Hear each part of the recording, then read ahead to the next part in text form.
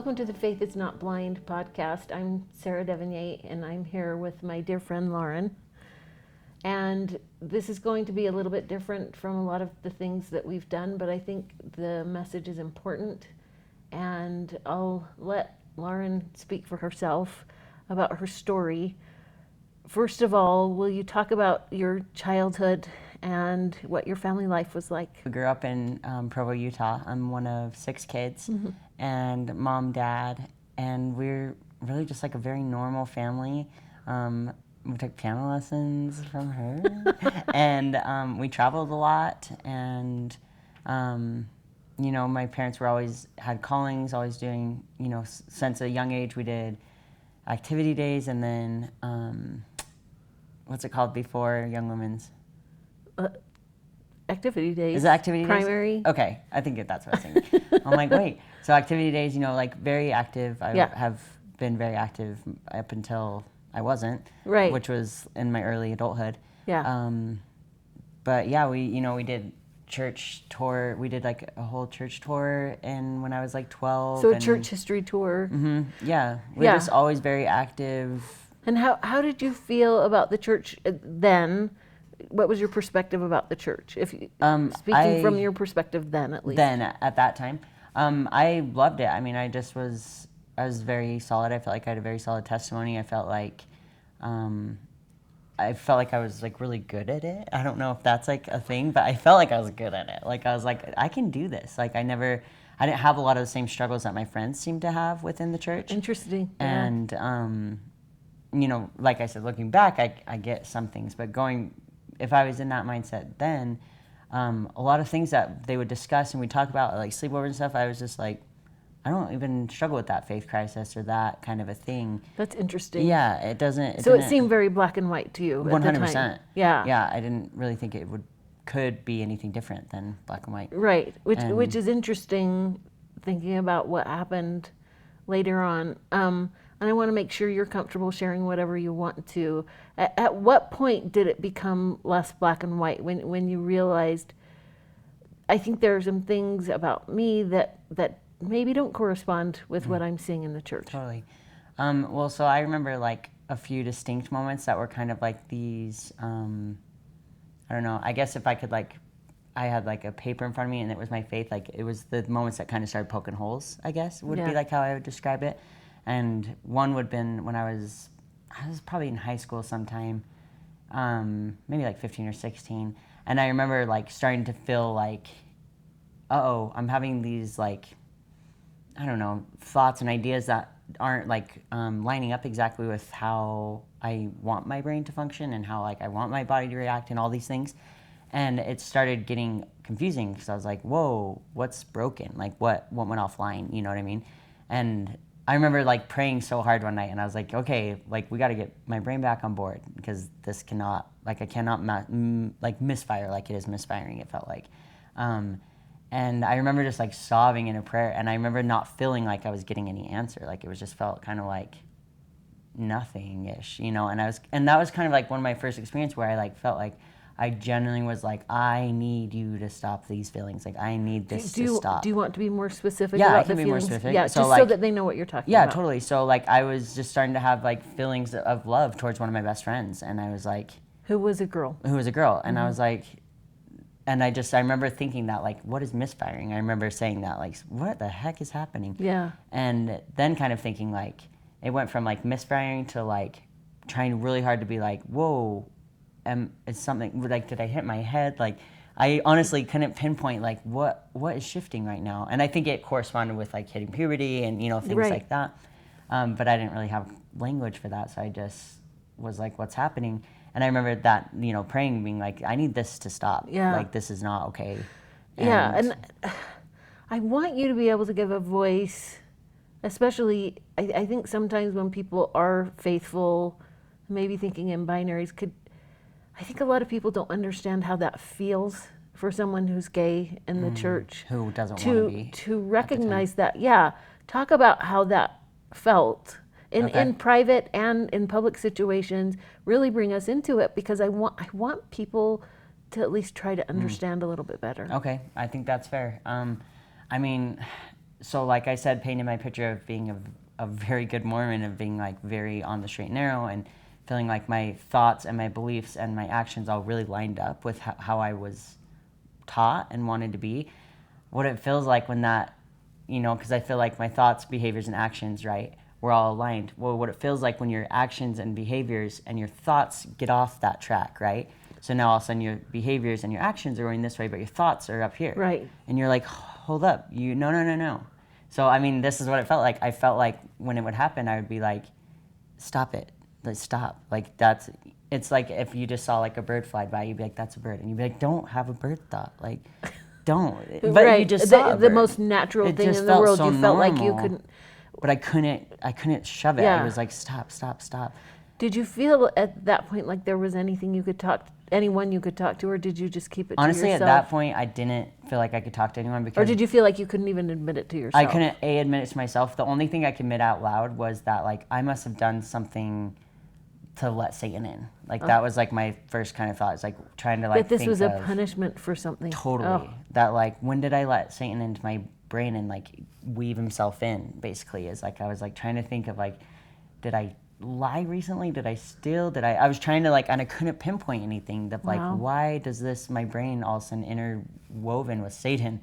And that was, that is too big of a concept for a 15-year-old, I think, to be able to, like, make sense of. And so with that thought, immediately following it, like, right afterwards, I'm a bad person. Something's wrong with me. And so just, like, immediately was just, like...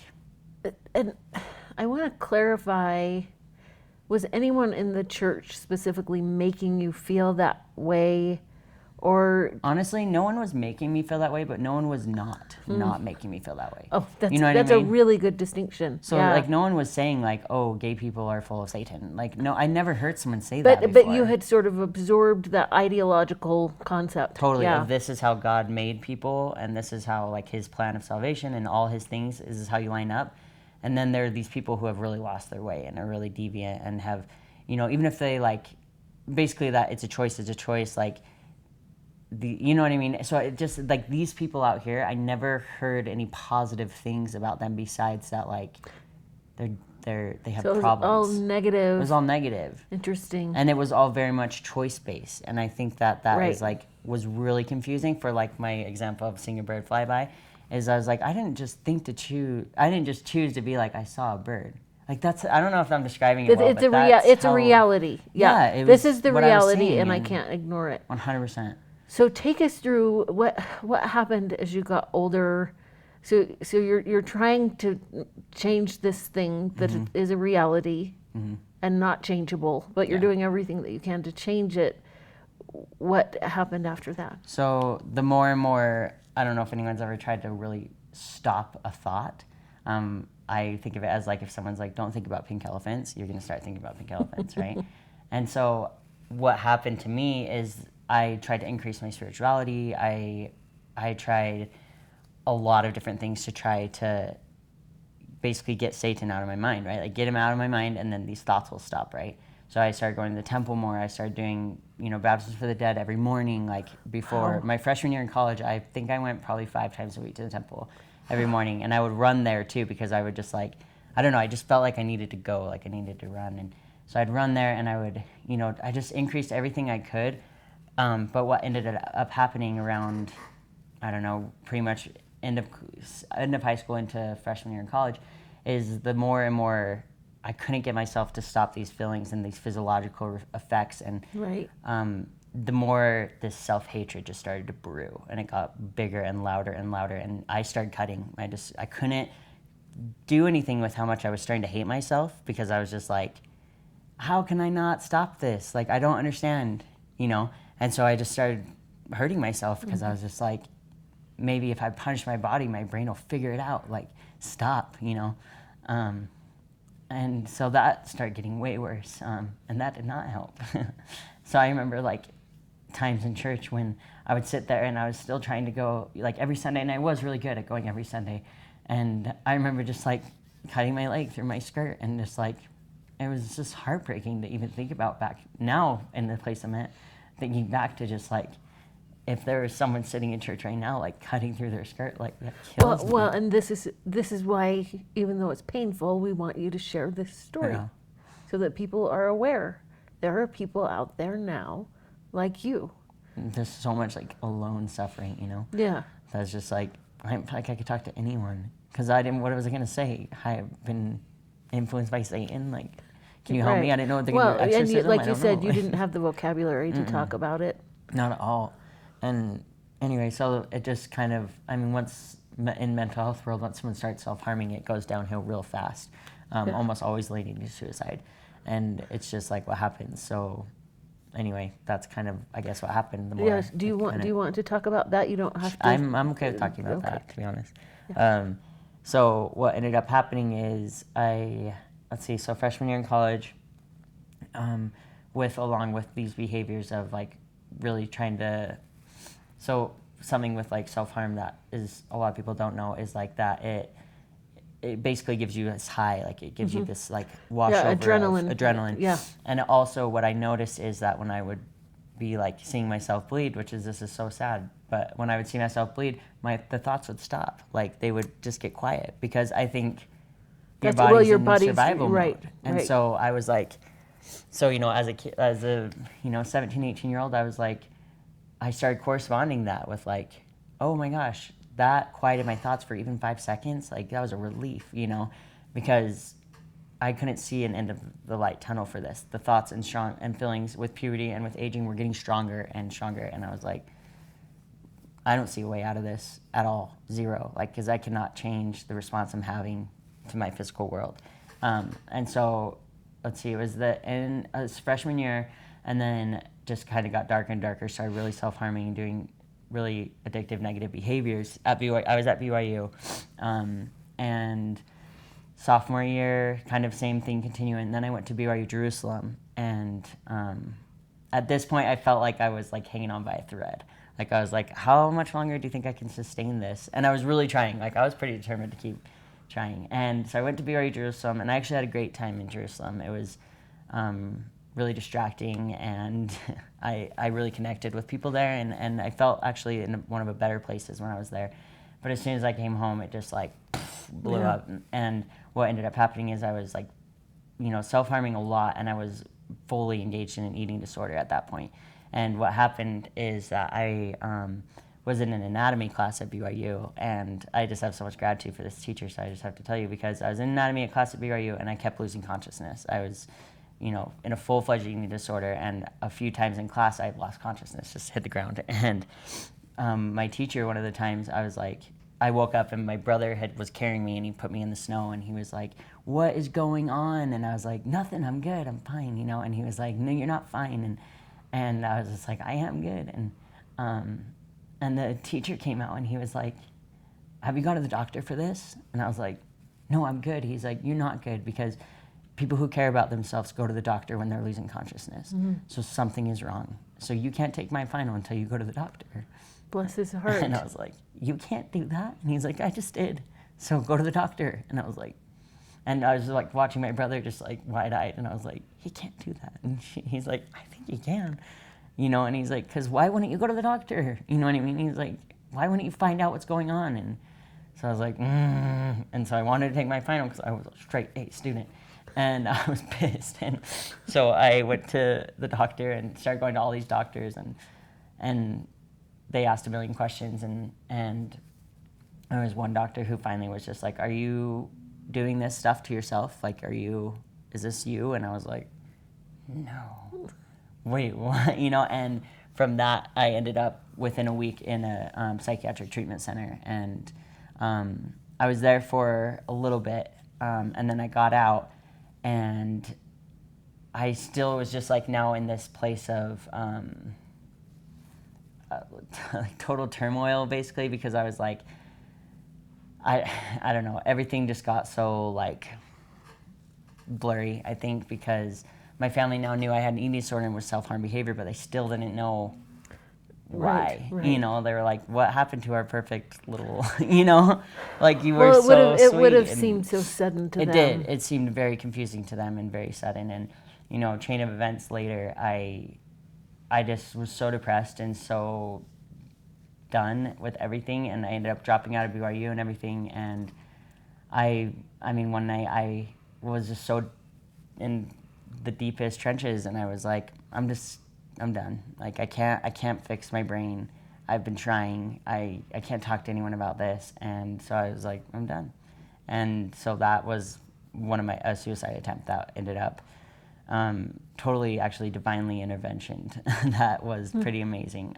So, I mean, that's like where that kind of led to. So at this point, which is a low point, I think, what I want to talk about is the journey from this point to telling your parents that you were gay and how you could go on this journey together and they could love you for who you were, and that they're still active, faithful members of the church, but they don't demand that of you. How did you see that unfolding? I mean, I know it's a big story, and we're obviously condensing it. But from your perspective, how did that work so that your parents could do that? And because it didn't start out all neat and clean.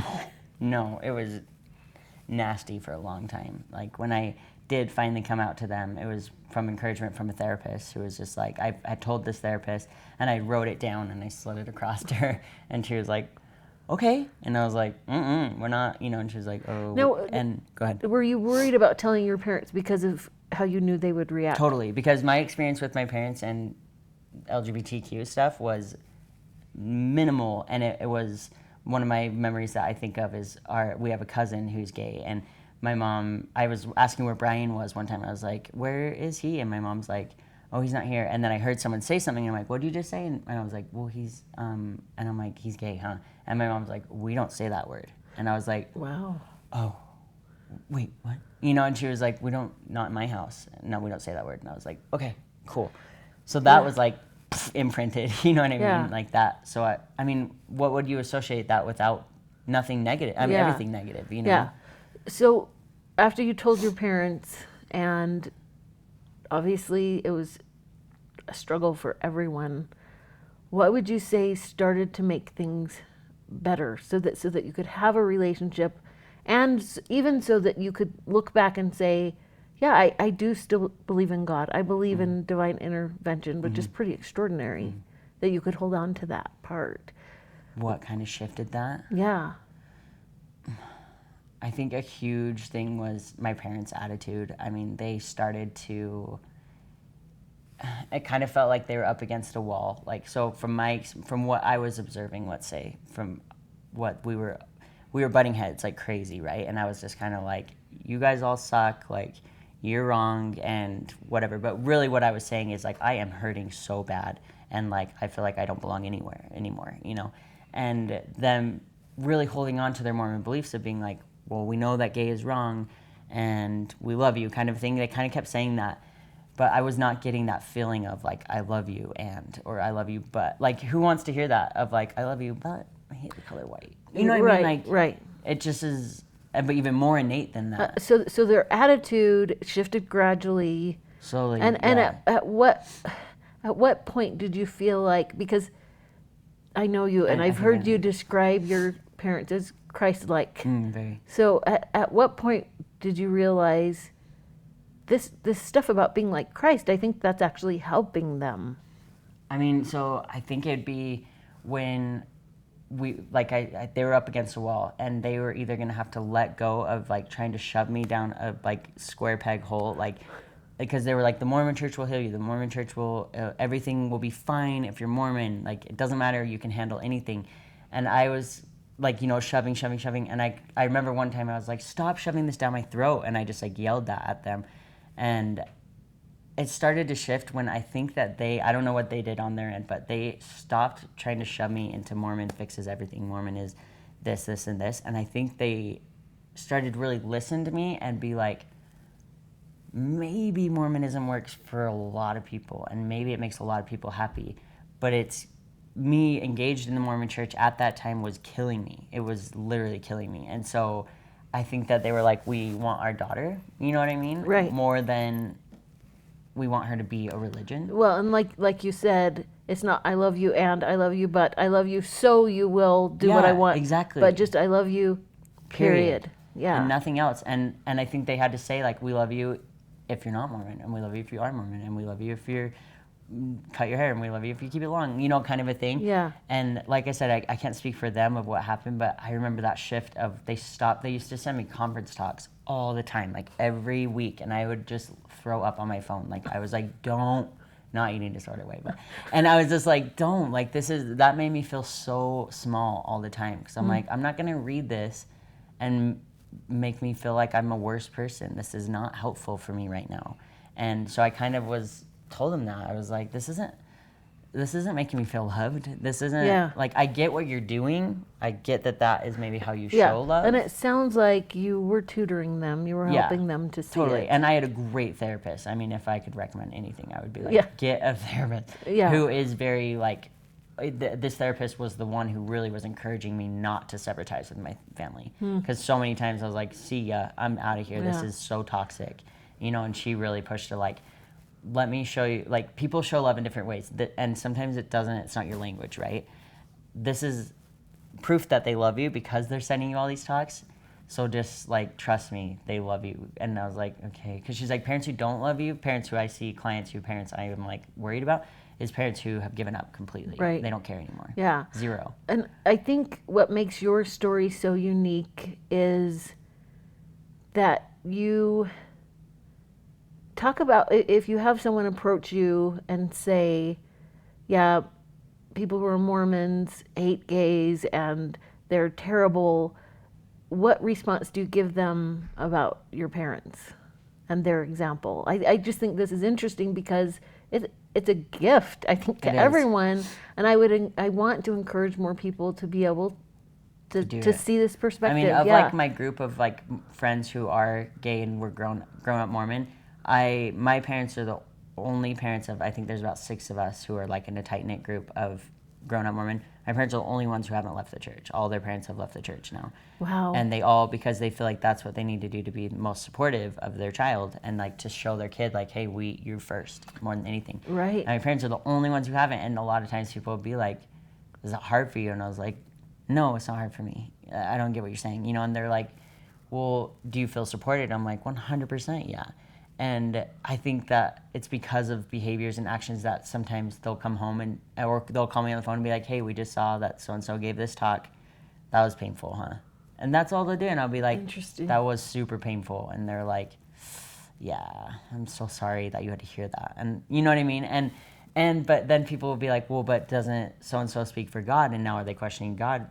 But they don't feel like that. They feel like, I don't know exactly how they do it, and they seem like they act like it's not complicated, and I'm like, it seems complicated, but they're really able to see both the pain in the LGBTQ world and hold on to faith and Mormonism that helps them feel like they're being their best selves. Right. So I'm like, if their parents wanted to leave the church because they don't feel like they're being their best self, okay, but don't leave because...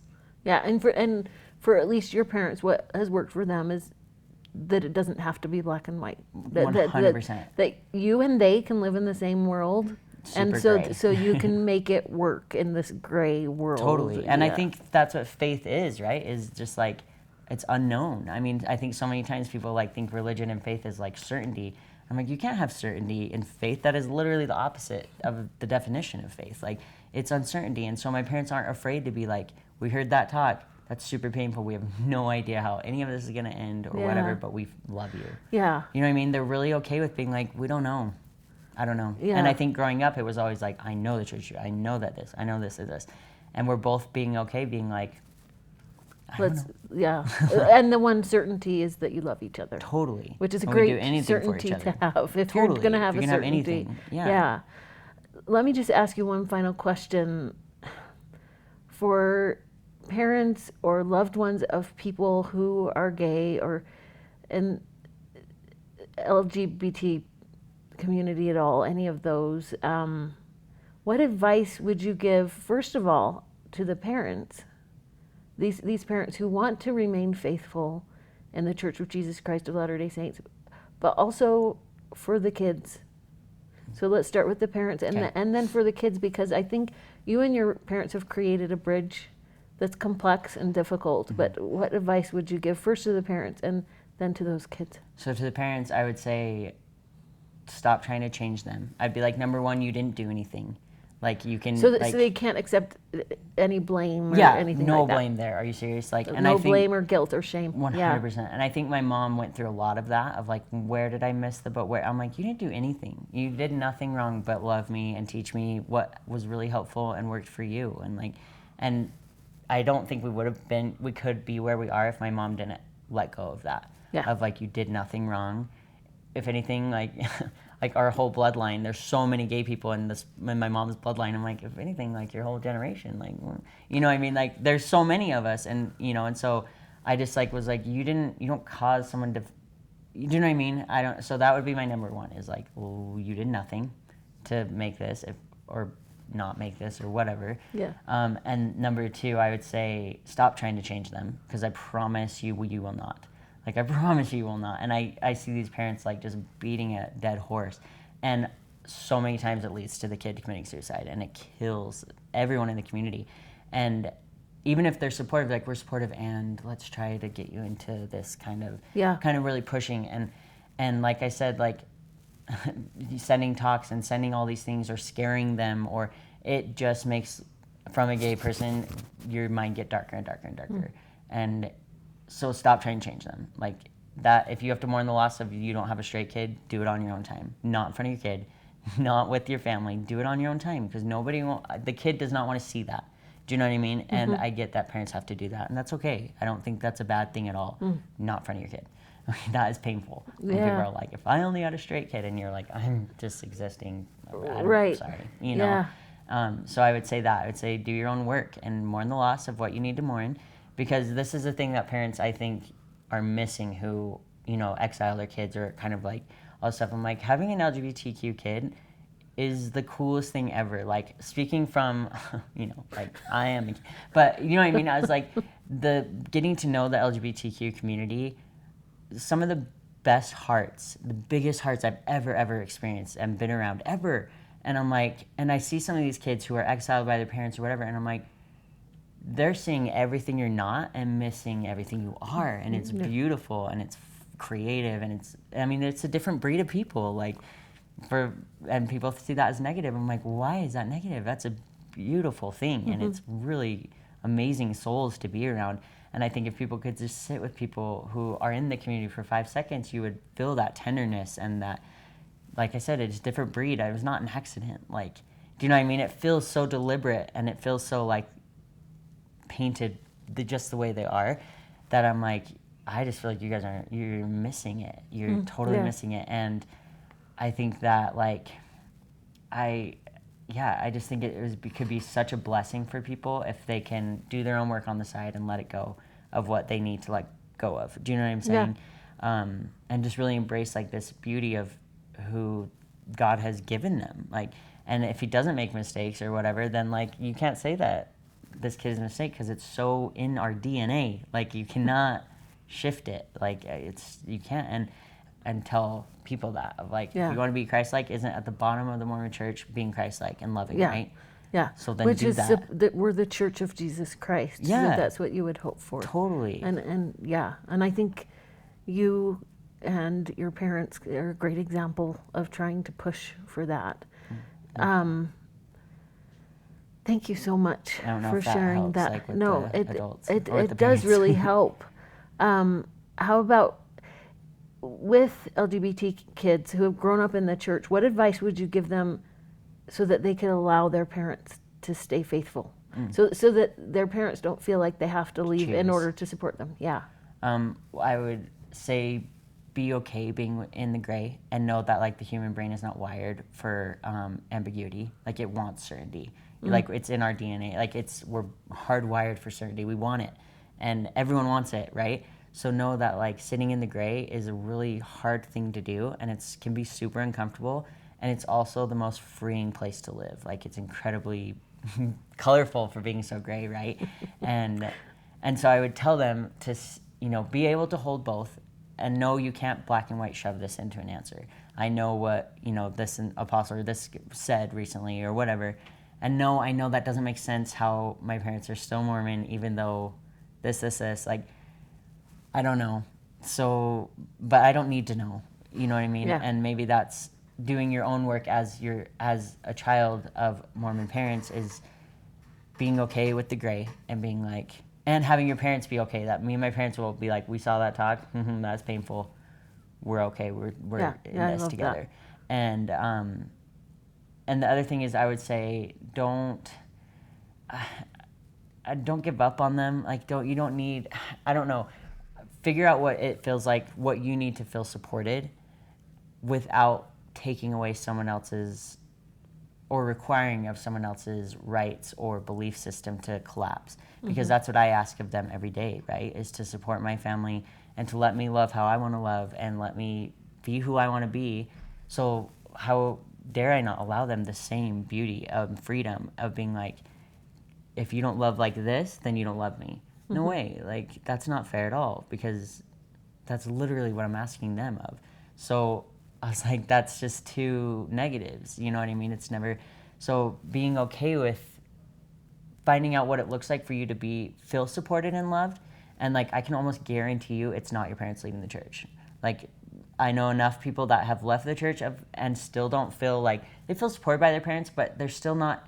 It's not what's the problem. Do you know what I mean? Right. It's not, I think kids think that. I think they're like, hey, I need my parents to leave for me for them to know I'm supported. And I'm like, my parents are like front and center of the Mormon church, and I feel so supported by them. Yeah. Because they show up when I need help to move, and they answer the phone at 2 a.m. when I need to cry. And you know what I mean? There's so many things that they do and can do. I would never ask them that, and I would never want them to do that. Like I said, unless that's what they feel like they need to do for their own peace. And I still would be like, are you sure? Because I think you're better people with it. You know what I mean? So I think I would say that to the kids, of just like, don't feel like that's your answer for what it looks like to be supported. Yeah. Maybe it is, but then realize that you're asking someone to crumble their belief system just like you're asking them not to do to you. Right. So. Yeah. Those are fantastic insights. I appreciate how much you share your heart, and I love you so much. I love you. And I'm just so glad that you were willing to share that. That's a difficult thing to share, but really valuable. So thank you. It's hard. Yeah, there's just not a ton of like language around that. So. Yeah, and well, you've given it some. So thank you. Welcome.